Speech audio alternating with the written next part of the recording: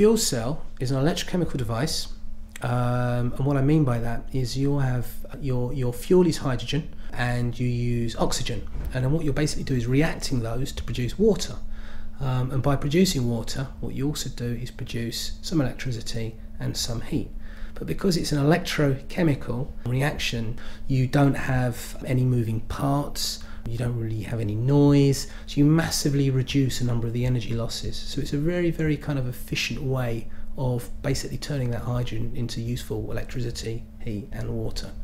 And if you take a petrol engine in your car, where you take the petrol, you burn it, you get movement, heat, noise, you get all these kind of efficiency losses, which we don't get in our fuel cell system. So that's why a car engine can be, I don't know, 20, 25, maybe a little bit more % efficient, where an alkaline fuel cell system, which is the most efficient fuel cell system, electrical efficiency can be 60%, and that's just the electrical. You've obviously got water produced, which has a value, and likewise with the heat as well.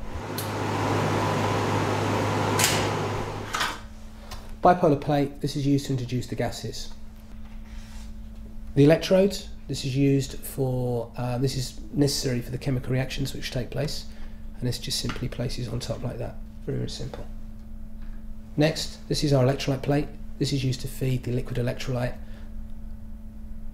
into our fuel cell, which clips together.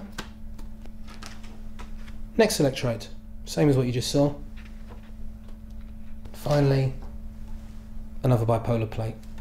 Again, feed more gas. Clips together. That's the fuel cell.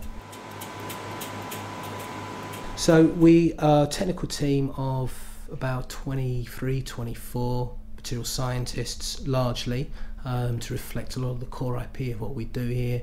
But we've got systems engineers, electronics engineers, we've got manufacturing people, CFD engineers, a whole range of engineers which you'd kind of expect. I think one of the advantages about being a small, fast-moving company which has all the right resource where it's needed means that we can turn around things really quickly. We don't need bureaucracy for the sake of it. I mean, we can have a new idea or a new material, or we just want to repeat something, and we can do that in matter of hours as opposed to months. So it means that I used to be involved in this type of kind of fuel cell, and like some of my other contemporaries, I mean, you heard of the alkaline fuel cell, but so wasn't that this thing that used to be on a spaceship 50 years ago or something. People really kind of, I don't know, whether they didn't really kind of consider it. And I think I looked at the technology and realized that maybe people had kind of missed a trick. But I think really it comes down to the technology. We've got a really good technology, very, very simple, and it's a simple application of that, and it's all about the simplicity. That's what's really, really important. I think what has excited me is that we've actually been able to move the technology forward a lot quicker than even I expected when I kind of got involved just over a year or so ago. So it's been a really, really even like maybe 12 months or so, I'd say that we've moved this forward more than some fuel cell companies have in potentially decades. And this is real high value IP. So we'd like to feel that we have the IP in place such that you cannot make a cheaper, more simpler fuel cell system for this application.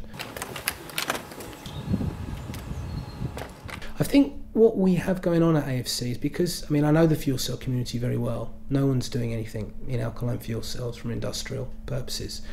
What we have here is we have, I think a team which is second to none. We have all the right equipment in place, we're working with the right people, and we're moving at a rate of knots, which, I don't think anyone else on the planet is.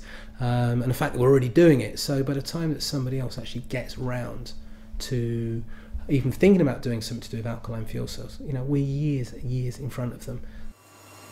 Yeah, I think AFC's approach is really quite unique, and I think incredibly bold as well. I mean, what we're doing is we're really kind of taken a step back and just said, right, how do we make energy? How are we using this energy, as opposed to just trying to kind of tweak things a little bit better here and there, and I guess an electric car and slightly improve the efficiency, or what we're doing is we're really thinking big here. We're thinking about the large scale production of energy and how it is used and how that affects people's lives, and I think that offers you could say the world, a really kind of unique proposition, because really there isn't anything quite like this technology.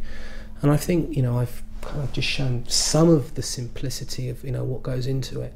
And obviously there's a lot more, but it's, we have something, we're talking about, really months here, before we really kind of start doing some hard trials on this technology. I think we've pushed it, very far in a short period of time. And I think it's a really, truly kind of, unique proposition which we offer. And I don't think there's anyone else out there who's doing that. Yeah, I'm pretty confident.